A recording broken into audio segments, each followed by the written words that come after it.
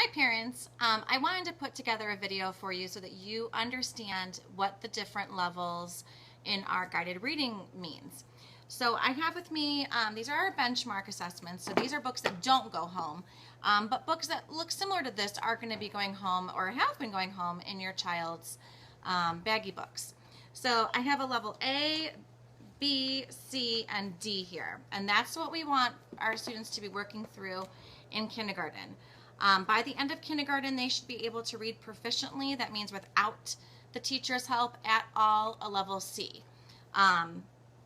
There's a lot that goes into becoming a reader. And in kindergarten, we really want to produce strong readers that are able to use their reading strategies versus kids that can just really shoot through the levels but don't have those good foundational skills, because what would end up happening is during the summertime or with other instruction, they could slide back and lose some of that important progress, or they could have different holes in their learning which may affect comprehension. So we really work hard in the kindergarten level to be sure that we are providing those strong foundations for both reading fluency and with the comprehension. So what does it all mean? Well, if you have a reader and they are able to recognize their letters and their letter sounds, if they can check out, this is a level A, if they can point to the words as they say them, able to use the picture, we call that their eagle eye. They're looking at the picture to help them solve the words. Looking back at the word, the beginning sound, to help them solve the word. For ride, that would be, we use lips the fish. And there's one sentence per page. Then this is typically what we would be seeing with a level A. So a level A, we got one sentence per page, mostly sight words. You're going to see the repeated sentence over and over and over, or repeated phrase, I can, and then they have to look at the picture, what's happening, oh, he's on his bike, what do we do on a bike? We ride. I can ride. Again, I can, now there's something new happening, kick, kick. So it's going to be the same thing over and over, I can. This one usually gets the kids, it's supposed to be catch. Sometimes they'll say throw. These are easy high frequency words, easy sight words. I can, we use those all in the beginning. Jump, again, you have to be able to look back and see the word starts with a J. Some kids might see this as climbing, but they have to be able to know that climb would be a C or a K. This is a J word, so it's jump. This type of book is where we want all of our students to be by the end of Q2, which is coming up around the corner. Right around Christmas time, we want kids to be at level A. If you don't have a good handle on sight words, you don't know your letters and sounds, level A is not going to be where your child is at. By saying that your child's at a level A, I want them to be able to read it by themselves without any help from me. Now, this is where it gets tricky. You may feel like your child is able to read this. However, you can see I just did a running record with a child. And what I do is I make a check mark for the words that they could correctly. And then if they missed a word, then you'll see I write the word that they said over the word that it should have been. So she read through here and she struggled a little bit on this word but was able to generate it. Kept reading all the way through, doing a great job. Like I said, on that one page where it looked like it could have been a kid climbing, she just read through what she felt like it was without checking the sentence. All the way through, and at the end, same thing. You can see that her word play does not match the word that it was supposed to be for hide. So this child, I take the words that they did and I can check and see for her accuracy. She was 92%, which means she's not quite a level A by herself yet. Can she read a level A? Yeah, she can read a level A, but she still needs some support from the teacher because she just rushed through it. Now, with this student, because I know my students, I'm going to go back and I'm going to read with her in another week or so, and I'm going to see where she's at. So this is not determining her report card. this is showing me that, okay, we got a little bit more work to do. I got to clean up a few things with her. And so I work on those things in her guided reading group with her and the other students. For a level B book, and I'm going to open this so that you can see that this is a level A with the text. The level B book, you're going to notice a lot of the same features in the level B. Here we are. Now the sentence carries down, so they have to be able to track and bring it down and around. So they have to read across and then come back to the left to go straight across again. One sentence, sometimes there might be two in a level B, typically just a one sentence per page. Lots of sight words that we're very familiar with again. I like to play with a. All of those are sight words that we've done so far. And the only new word is right here. Lots of heavy picture support. The child's playing with a truck. Truck. I like to play with a truck. Still using that one-to-one match.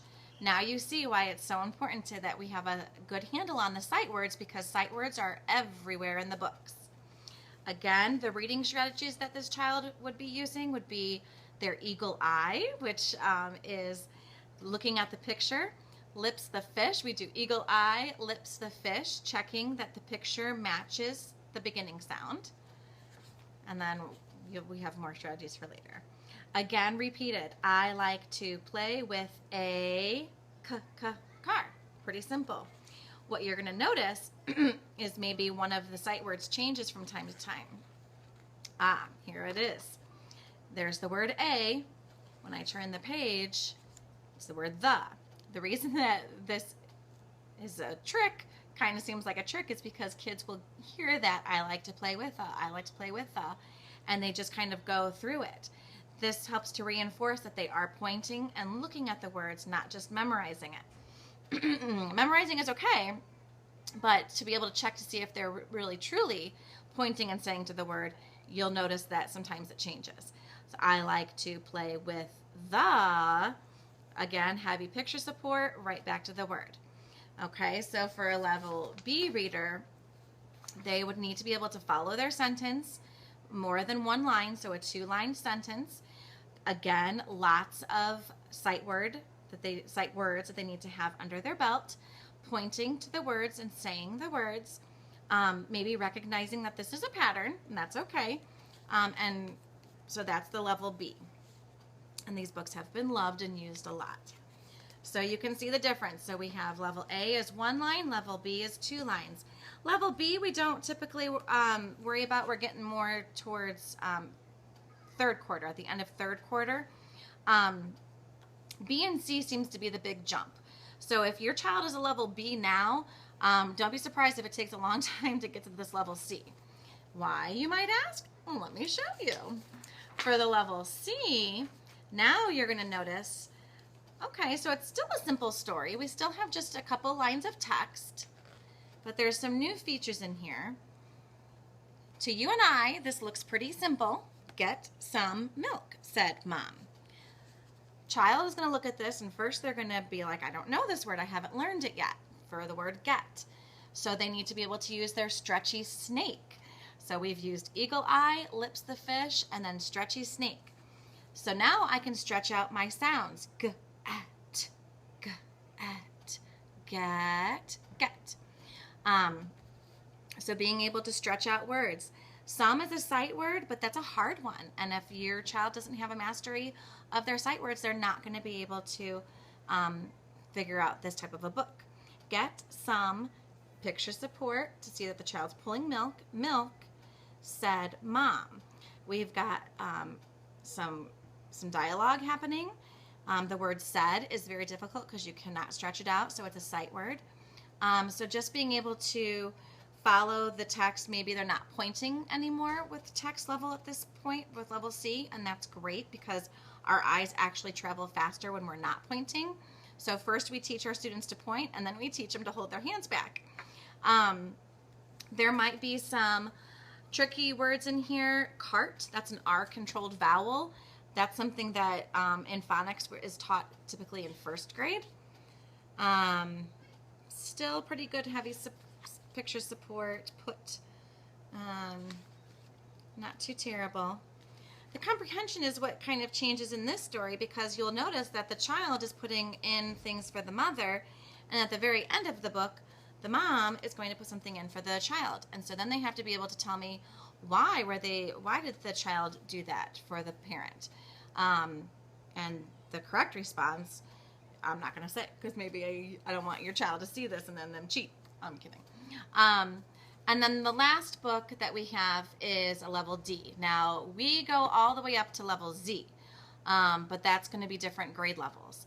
So I do have some students that I'm working with that are above the kindergarten level, and that is reflected in the books that they're bringing home.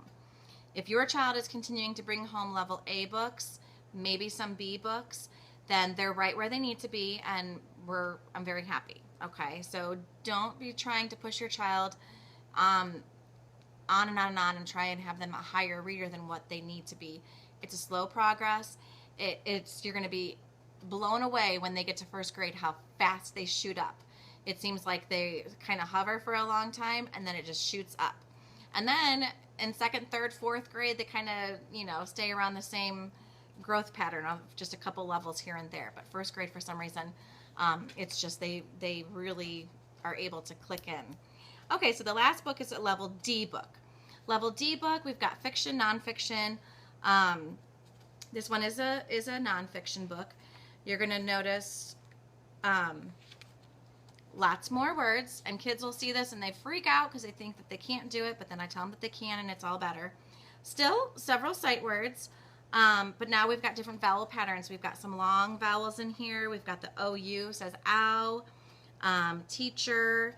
You've got, the CH. All different types of phonics are happening in these types of books, which is why they grow so much in first grade, because they're really learning a lot of phonics in first grade, and that helps to carry them through their books.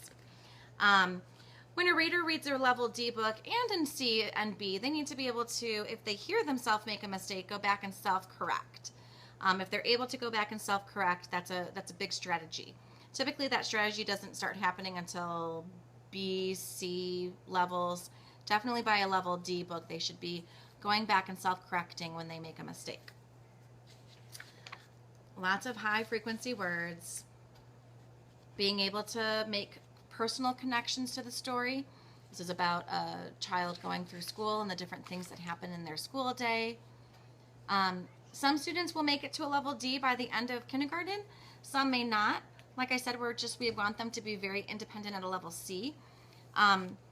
Rushing through the books is not important. What's important is being able to really understand what the child is reading, and really mastering those sight words. I can't emphasize that enough. So I know this is kind of a long, boring video, but I hope this helps out with your questions about the different level books, and I'd be happy to answer any other questions that you may have.